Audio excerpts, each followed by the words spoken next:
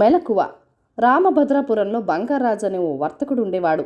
అతడు వృద్ధుడయ్యాక ఇద్దరు కుమారులను పిలిచి, మనకు అచ్చి వచ్చిన కిరాణా వ్యాపారం ఇద్దరూ వేరువేరుగా చేసుకుని వృద్ధిలోకి రండి, నాకు వ్యాపారం చేసే ఓపిక తగ్గింది అని చెప్పి, ధర్మం తప్పవద్దు, మెలకువతో వ్యాపారం అభివృద్ధి చేసుకోండి అని హితబోధ చేశాడు. పెద్ద కొడుకు చిన్న కొడుకు వ్యాపారాలు ప్రారంభించారు. కొంతకాలం గడిచాక తండ్రి ఇద్దరు కుమారులను వ్యాపారాల గురించి వాకప్ చేశాడు.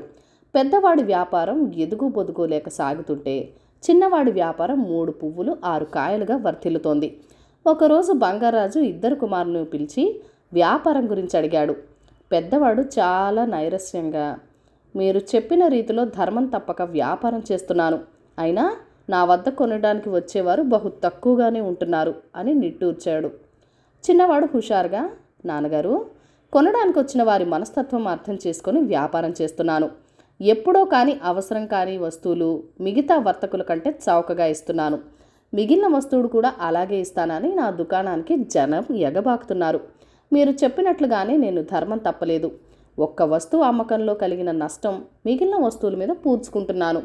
అదే నా వ్యాపార విజయానికి రహస్యం అన్నాడు.